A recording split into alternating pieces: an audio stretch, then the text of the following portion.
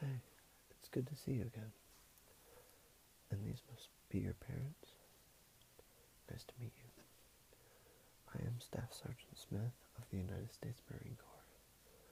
Now, I spoke to your son last week, and we talked a lot about his options, and he explained to me some of the things that he expects to get out of joining, and some of the things he hopes to accomplish if he decides to join.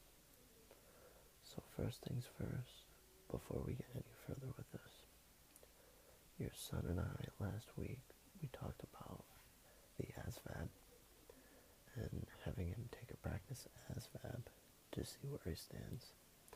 So, if you follow Staff Sergeant Anderson, he'll take you to the testing room and get you set up for a practice ASVAB.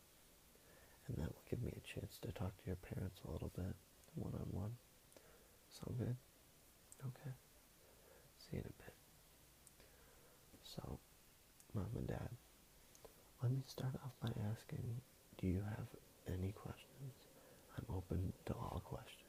Trust me, there's nothing that I won't be able to answer, and I promise you that. The ASVAB? Oh, well, the ASVAB is basically the SAT of the military.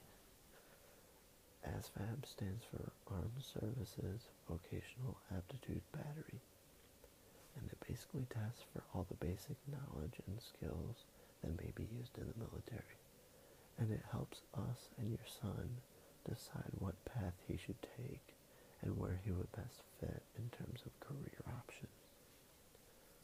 Scoring is pretty simple. The highest score you can get is a 99, and you have to at least get a 32 to be eligible to enlist.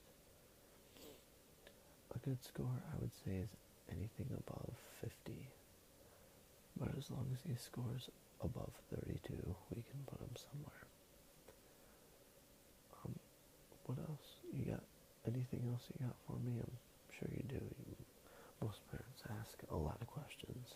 So, oh, okay. Yeah, that's something all parents, well, most parents are concerned about. And I've already discussed this with him. A Marine is a Marine, and if things go downhill and we need to send as many troops overseas as possible, then there is a chance that he could be sent. But don't worry, that is the worst case scenario.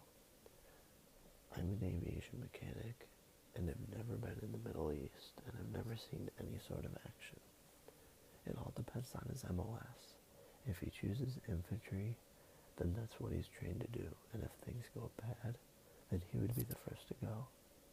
However, if he is a mechanic, then he is trained to be a mechanic, and the Marine Corps pays a lot of money for him to learn to be a mechanic.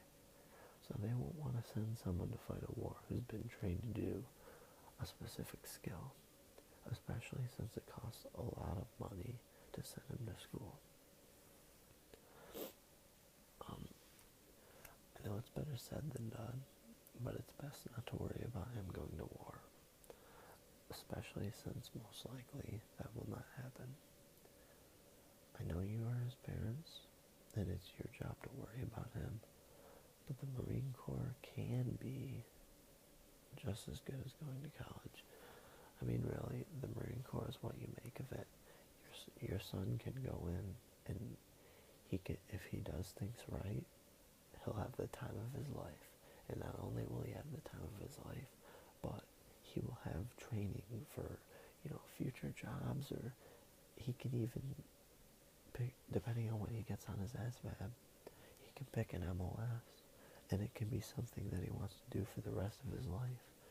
And he could be employed after the military with that job and make really good money. So it just all depends, it's basically, like I said, the Marine Corps is what you make of it. So I'm going to do my best to put him down the right path and help him make the right decisions. But once the Marine Corps has him, it's all up to him. So, what other questions do you have for me?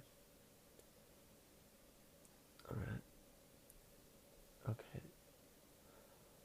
Definitely another thing that parents and family members want to know is how much they get to see their Marine. There's 3 months where you for sure won't be able to see him, and that's boot camp. In boot camp, your son will literally be disconnected from the world for 3 months. Uh, the last thing you will hear from him is a scripted phone call telling you that he's arrived safely at Paris Island. But after those 3 months, your son will get 10 days leave where he can spend all the time he wants with you, and you can spend all the time you want with him for 10 days. So that is nice, and that's something that it's nice. It's nice to have those 10 days to kind of readjust and get your mind back, something like that. But after those 10 days, he will be headed to either School of Infantry or Marine Combat Training, depending on whether he is infantry or not. School of Infantry is where all infantry Marines go after boot camp, and it is 59 days where Marines get all the infantry training that they need. Marine Combat Training is for all non-infantry Marines, and is 29 days, and it's basic infantry training. The reason we do this is because, just in case, because I know the government probably doesn't want to have to draft people, but we basically want as many people as possible to be ready and know how to fight wars. So that's the reason for that. But like I said, I'm an aviation mechanic. I did go to MCT, but obviously I've never been to the Middle East. I haven't fought in a war. So yeah, non-infantry Marines go to MCT. 29 days, and most likely that's where your son will go. During SOI or MCT, you won't be able to see your son, but you may be able to contact your son on his cell phone on some days. And sometimes it just depends on like the commander and stuff like that. Some are less strict on it and will let Marines have their phones on more days. Others hardly get to use their phones, but it just all depends. So after infantry training, your son goes to whatever MOS school is for his MOS. If he's not infantry, which infantry has no further training, most MOS schools are like a second college. Marines go to class, learn the skills required for their MOS, but since it's the Marine Corps, there will still be physical training, inspections, formation, etc. It's the Marine Corps. Regardless, there's going to be those things, and that's just how it is. While your son's at his MOS school, however, you will be able to come visit him on some weekends. And depending on where his MOS school is, you may want to take a vacation and make some sort of a vacation out of it. Plan something, and most of those places are by beaches and hotels and stuff, so you can do that. Of course, after MOS school, he will be given orders to somewhere. Could be in the United States, could be overseas. He will get 30 days of leave a year where he will be able to come home and enjoy the civilian life. Oh, looks like he is done with his practice test. How'd you do? Good job. Yeah, that's better than what I got when I actually took the ASVAB. Of course, this is a practice, but it does give you kind of a idea of where you stand. But with that score, you could literally get any job you want, so that's awesome. Well, guys, so much for coming in, and it was good to meet you. How did you feel about all this?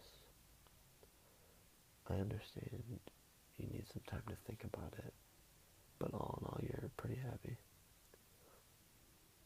Good. Yes, your son is very brave for wanting to do this. I mean, it's really special. Um, so think about it over the next week, or however long you need, and if you decide that you're alright with him joining, come in next week. We'll get the paperwork done, and I will take him to MAPS, where he will take his ASVAB, get all of his medical tests, blood, um, just stuff like that. I think there's a blood and eye test, a hearing test, just normal stuff. But it's a pretty in-depth physical, and it's a long, boring day, but he'll get through it if you guys decide that that's what's best for him, and of course he decides as well. Um, so yeah, I will take him to MAPS, and he can enlist, and he will be on his way to his journey with the Marine Corps. Alright, again, thank you guys so much for coming in, and I'm looking forward to seeing all of you soon. Thanks so much.